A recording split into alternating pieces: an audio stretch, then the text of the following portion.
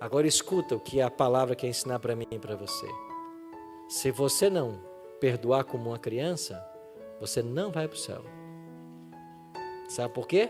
Porque Jesus condicionou isso. Ele falou lá em Mateus capítulo 6, verso 9 em diante, na oração do Pai Nosso. Perdoa o quê? As nossas dívidas, assim como o quê? Perdoamos a quem nos... Então você perdoa quando você tem que perdoar para ser perdoado. Se você não perdoa o próximo, Deus não vai perdoar você. Olá, meus amigos e irmãos, a graça e a paz do Senhor Jesus. Tenho que se tornar como uma criança para ser salvo? No vídeo de hoje estaremos aprendendo mais a respeito das palavras de nosso Senhor Jesus com o pastor Ailton Oliveira. E dessa vez iremos aprender mais a respeito sobre a salvação. Certo dia Jesus disse que nós teríamos que se tornar como uma criança para ser salvo, ou seja, para herdar o reino. Mas como podemos fazer isso? O que ele quis dizer com essas palavras? No vídeo de hoje iremos estudar a respeito sobre esse assunto. E se você quiser aprender mais a respeito, então é importante que você assista esse vídeo até o final. Se você é novo por aqui e ainda não é inscrito no canal, peço que você se inscreva no canal. E se você gosta desse tipo de conteúdo, então peço que você deixe o seu like no vídeo e também compartilhe essa mensagem com mais pessoas. Ao fazer isso, você estará ajudando esse ministério a crescer cada vez mais e também sendo um propagador da palavra de Deus. Que Jesus te abençoe e te guarde e fique agora com o vídeo. O texto de hoje, Marcos capítulo 9, verso 1. Dizia-lhes ainda, palavras de Cristo, né? Em verdade vos afirmo que dos que aqui se encontram, alguns há que de maneira nenhuma passarão pela morte, até que vejam ter chegado com poder o reino de Deus. Como você entende essas palavras? Você já leu esse verso, certo? Como que você entende o que Jesus está dizendo aqui? Em verdade vos digo que alguns aqui há que de maneira nenhuma passarão pela morte, até que vejam ter chegado com poder o reino dos céus. Jesus disse essas palavras aos discípulos. Os discípulos estão mortos. Isso quer dizer que o reino dos céus, que Jesus se referia, não podia ser a volta dele, porque eles não estão vivos. Jesus disse que eles não morreriam sem ver chegar o reino de Deus. Mas faz 2000 anos que eles morreram. Então, certamente, Jesus não está falando da volta dele. O que é, então, que Jesus quis dizer com ver chegar o reino de Deus? A resposta está no capítulo 9, no evento da transfiguração. Eu não vou estudar o capítulo 9 hoje, mas o evento da transfiguração você conhece, né? Jesus convidou os discípulos mais íntimos dele. Quem eram os mais íntimos? Pedro, Tiago e João. Então Jesus tinha uma intimidade maior com os 3 discípulos. Ele os convidou, eles subiram a um monte e ali eles passaram a noite em oração. Só que lá nesse monte, enquanto Cristo orava, ele recebeu a visita de 2 homens. Quem eram eles? Moisés e Elias. Mas espera aí, por que é que Moisés e Elias foram visitar Jesus? Não são personagens lá do Antigo Testamento? Moisés não morreu? Não? Moisés morreu. A Bíblia diz que Deus o sepultou, não foi? Só que Deus o ressuscitou. E qual é a prova que Deus o ressuscitou? Que ele apareceu nesse texto? Se ele não tivesse ressuscitado, ele não poderia ter aparecido para Jesus ali. Elias morreu? Não. Foi levado para o céu de que forma? Uma carruagem de fogo. Então, os 2 já estavam no céu. Isso quer dizer que tem pessoas que já estão gozando da vida eterna antes mesmo de terminar o plano da salvação, antes mesmo de Jesus voltar. E eles não são os únicos, né? Quando Jesus ressuscitou, um grupo de pessoas também ressuscitou com ele e já foram para o céu, já estão gozando a salvação, a vida eterna. Só que essa vida eterna que eles estão gozando é condicional. Ou pelo menos é condicionado até que se consuma o plano da salvação por completo. Para Moisés foi condicional até que a cruz acontecesse. E finalmente a cruz aconteceu. E a cruz é que assegurou de fato a nossa vitória. Se o evento da cruz por algum motivo tivesse dado errado, Moisés e Elias teriam que descer do céu. Mas o plano de Deus não falha. Agora Cristo, no monte com os três, Pedro, Tiago e João, aparece ali Moisés e Elias. E eles foram fazer o que ali? Eles foram confortar Jesus para o momento final do seu ministério que ele enfrentaria. Eles foram levar uma palavra de conforto para Jesus. E os discípulos perceberam que era Moisés e Elias, e ficou tão bom o ambiente celestial, que Pedro disse assim: Senhor, é muito bom estarmos aqui, vamos fazer 3 tendas, uma para o Senhor, uma para Moisés e uma para Elias, e vamos ficar aqui. Jesus disse: não, nós não podemos ficar aqui no alto da colina, há trabalho a ser feito lá embaixo, nós temos que continuar. Então, quando Cristo disse: há alguns entre vocês que não vão provar a morte sem ver chegar com poder o reino dos céus, de que ele falava? Ele falava desse evento. Porque foi nesse evento que Jesus transfigurou-se em Deus. É por isso que é chamado na Bíblia a transfiguração. O que é a transfiguração? Foi um momento único do ministério de Jesus em que ele permitiu que a divindade irradiasse através da humanidade. Então, quando ele permitiu isto, você tinha agora o Cristo glorificado, você tinha Moisés representando os salvos que passarão pela morte, e você tinha Elias, os salvos que Elias representando os salvos que não passarão pela morte, chamados em Apocalipse os 144.000. Isso quer dizer que Pedro, Tiago e João viram o reino de Deus, porque viram um símbolo dos salvos mortos que ressuscitarão, dos salvos vivos que serão transformados, e já viram Cristo glorificado. Eles viram em miniatura a chegada do reino dos céus. É isso que Jesus tinha se referido. Que experiência, né? Para os 3.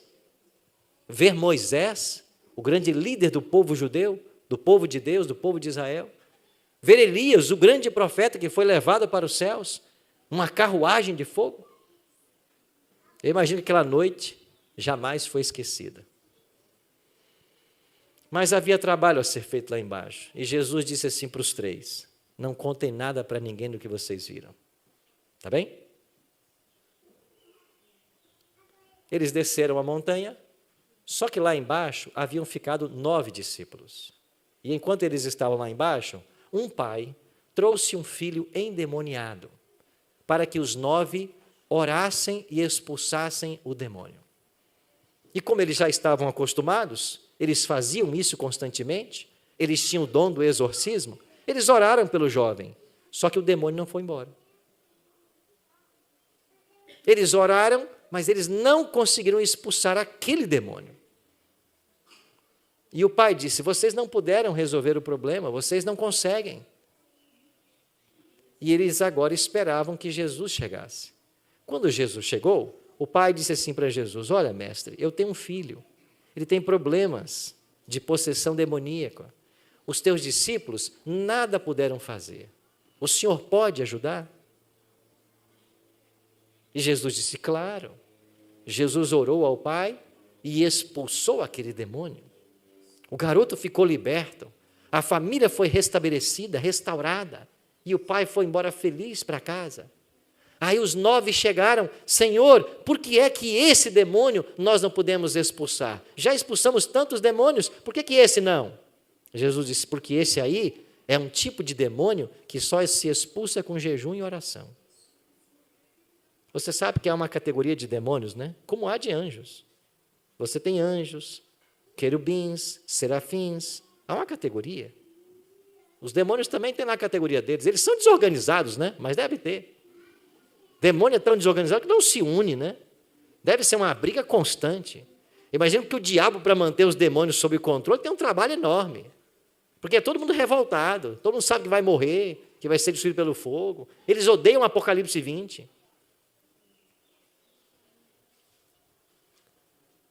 Terminou ali a experiência, Jesus falou assim, vamos lá para Cafarnaum. E eles começaram a ir para Cafarnaum. Vai para o verso 33 agora. Marcos 9, 33. Tendo eles partido para Cafarnaum, estando ele em casa, interrogou os discípulos, de que é que discorríeis pelo caminho? Verso 34. Mas eles guardaram silêncio, porque pelo caminho haviam discutido entre si sobre o quê? Quem era o maior.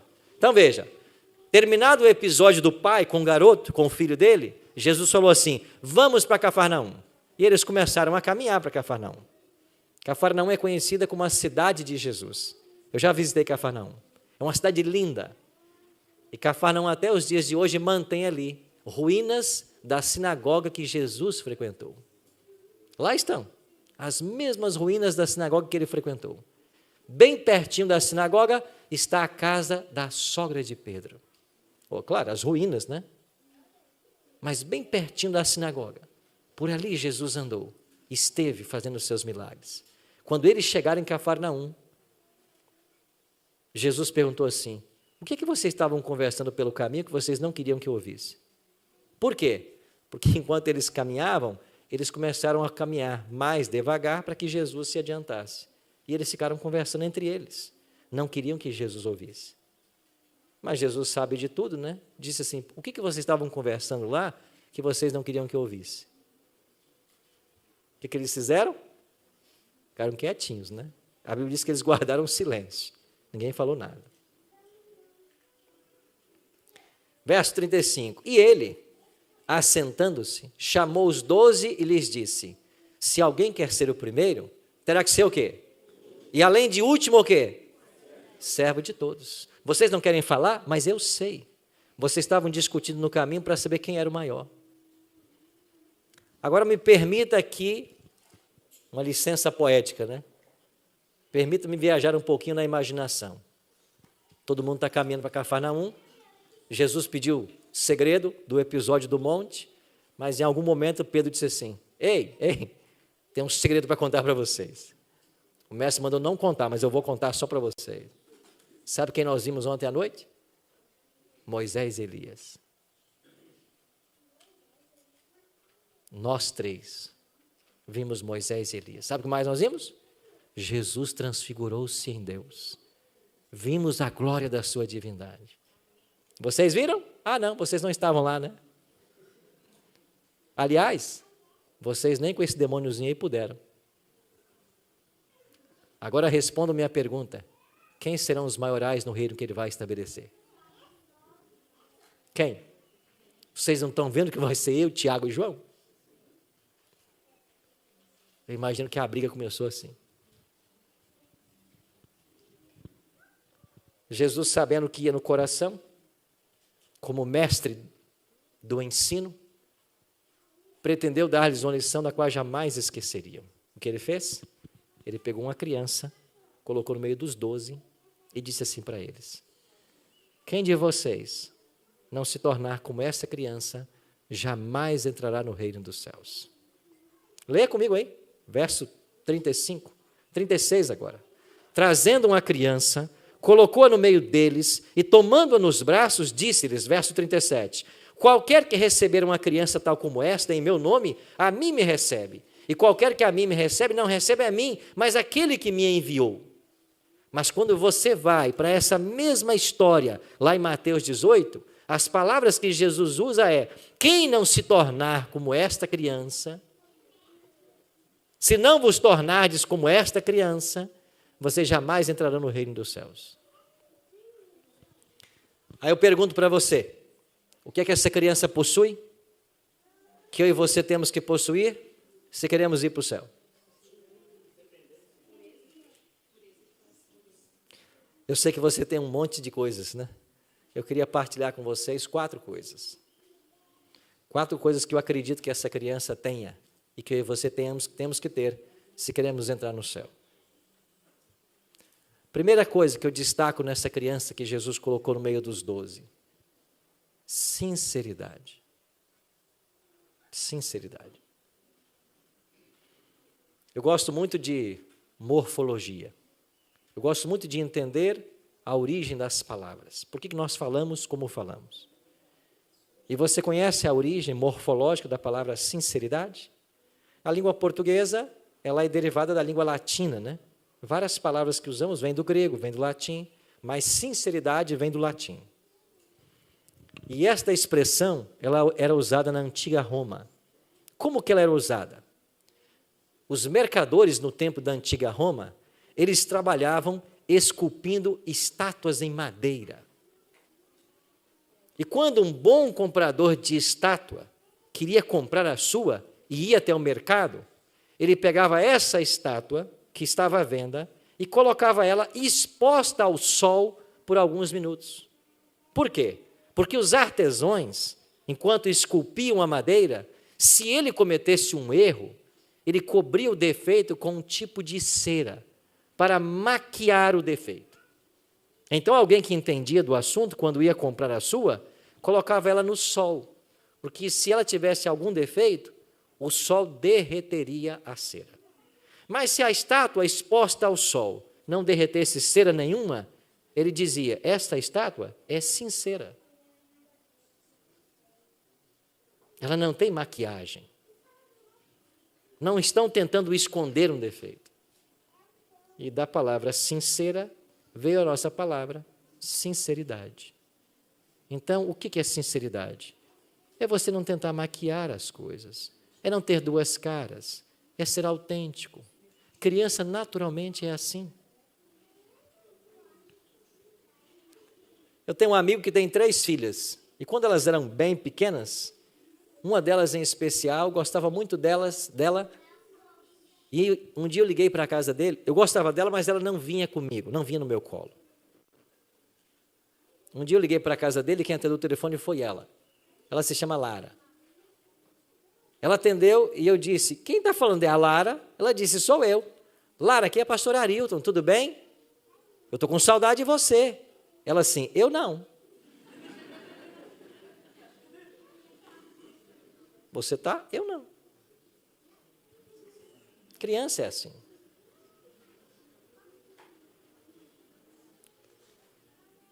Aí a gente começa a crescer e começa a perder essa sinceridade. Eu me lembro muito bem, quando pequeno, minha mãe me levava para visitar os parentes e minha mãe já alertava. Não peça nada para comer e se derem, coma e diga que está bom.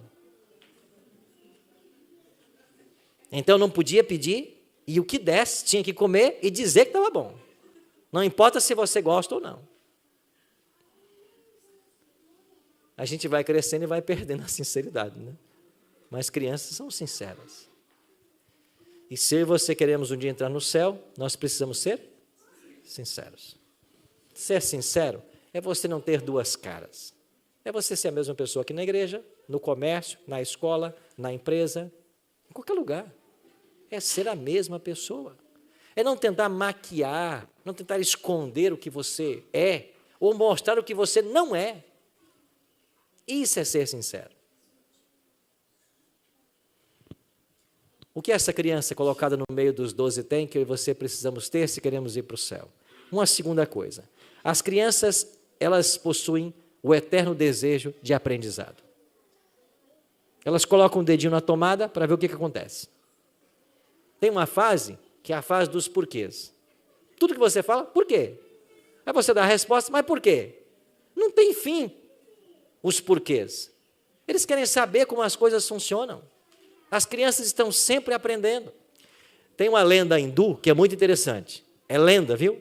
Não é bíblico, nada disso. É uma lenda. Essa lenda hindu diz assim, o Criador criou todas as coisas. Um dia, o Criador colocou os animais em fila e passou a dar as orientações para cada um deles, sobre quem eles seriam. Chegou a vez da abelhinha. O Criador disse para a abelhinha, você vai se chamar abelha, vai ter essas cores características, preta, amarela, você vai saber voar em várias direções, você vai viver em comunidade, você vai produzir mel, haverá uma hierarquia, vai ter uma rainha, vocês alimentarão a rainha, vocês viverão em ordem. Vá, seja uma bênção para a humanidade. E a abelhinha alçou voo e foi ser uma bênção.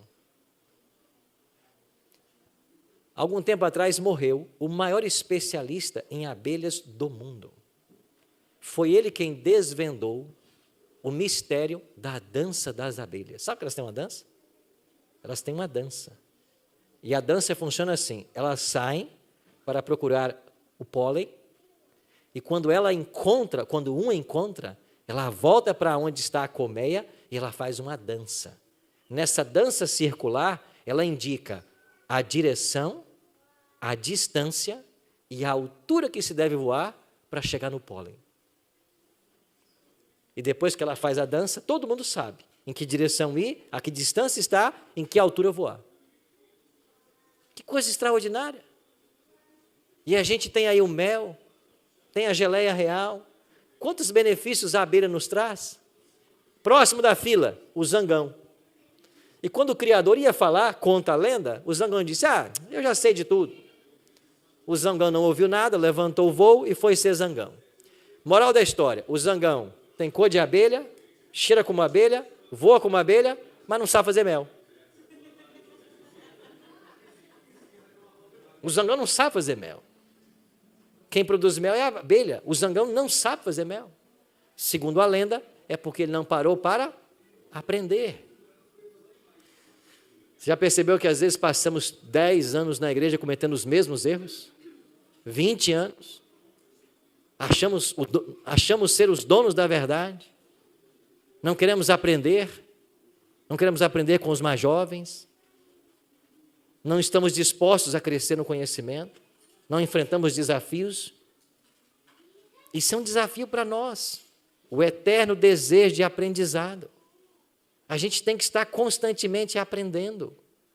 Você tem que se desafiar a aprender, a crescer. Novos caminhos, novas matérias, novos temas, novos hábitos, novas línguas. É um desafio. E quanto mais você cresce, quanto mais você aprende, mais as suas possibilidades aumentam. Queremos ir para o céu? Temos que aprender sempre. Quantas vezes você já leu a Bíblia? E você percebe que às vezes você começa a ler a Bíblia, daqui a pouco você se depara com uma história que você nunca leu. Quer dizer, você já leu, você não lembrava, você não aprendeu a história. Às vezes a gente começa a falar de personagens, mas quem são essas pessoas? Estão na Bíblia. Na Bíblia? Eu nunca vi essa pessoa na Bíblia. Então o nosso conhecimento, especialmente de Bíblia, não deve parar nunca. A gente tem que estar sempre crescendo, sempre aprendendo. E nós vamos morrer sem saber tudo. Agora, se eu sei, em termos religiosos, em termos de Bíblia, o que eu sabia há 5 anos atrás, eu estou em perigo. Se o que eu sei é o que eu aprendi quando eu me tornei cristão há 10, 15 anos atrás, eu estou em perigo. Então, esta igreja motiva você todo dia a ler esse livro, sabe por quê? Porque se você não conhecer esse livro, você pode ser facilmente enganado. E para não ser enganado, tem que conhecer esse livro. Então, nós precisamos ter um eterno desejo de aprendizado. Essa criança colocada no meio dos 12 tem uma terceira característica que eu e você precisamos possuir se nós queremos ir para o céu. Sabe qual é? A criança perdoa facilmente. Nós, como pais, temos que corrigir nossos filhos. E vez por outra, os meus 3 lá em casa recebem uma palmadinha muito carinhosa. Mas você dá a palmada agora, ele chora, vai dormir. No outro dia ele acorda e abre para você um sorriso como se nada tivesse acontecido. Por quê? Porque não guarda rancor. Criança não guarda isso. Criança sabe perdoar. Coloca 2 crianças brincando aqui, no meio da rua. Elas estão brincando com um brinquedo, daqui a pouco começa a discutir pelo brinquedo. Começa a brigar. Aí vem as mães separar as crianças, né? Cada mãe pega a sua, também discute ali, as mães brigam, cada um vai para sua casa, daqui a meia hora as crianças voltam para brincar. As mães, 3 meses sem se falar. Porque assim são os adultos. Agora escuta o que a palavra quer ensinar para mim e para você. Se você não perdoar como uma criança, você não vai para o céu. Sabe por quê? Porque Jesus condicionou isso. Ele falou lá em Mateus capítulo 6, verso 9 em diante, na oração do Pai Nosso. Perdoa o quê? As nossas dívidas, assim como o quê? Perdoamos a quem nos? Então você perdoa quando você tem que perdoar para ser perdoado. Se você não perdoa o próximo, Deus não vai perdoar você. E você sabe que não perdoar ou negar o perdão é como comer um prato de veneno esperando que o outro morra. Então nós precisamos ter um coração perdoador. Não importa o que fizeram, nós temos que perdoar. É verdade que há situações onde o perdão é mais complicado, mais difícil. É verdade que há situações que são muito fortes, onde as pessoas machucaram e muito. Mas como a palavra ensina, de que eu jamais serei provado além da minha força, quer dizer que toda a prova que você for chamado a enfrentar, haverá graça para você superar.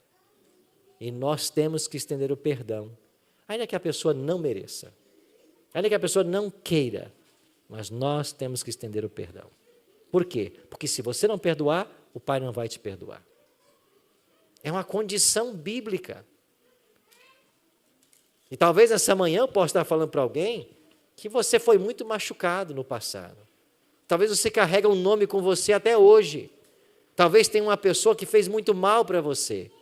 Eu não conheço a sua história, mas eu vim aqui dizer o que a Bíblia ensina. E a Bíblia ensina que você tem que perdoar. Porque isso vai ser terapêutico. Isso faz parte da cura nossa. Se eu não perdoo, eu não posso ser feliz. Feliz é quem perdoa, mais do que aquele que recebe o perdão.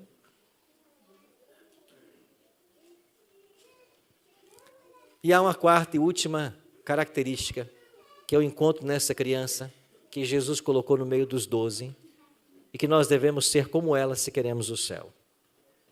É a humildade. As crianças, por natureza, são humildes. Se você gostou do vídeo, não se esqueça de se inscrever no canal, deixar seu like e também compartilhar o vídeo. Que Jesus te abençoe e até a próxima.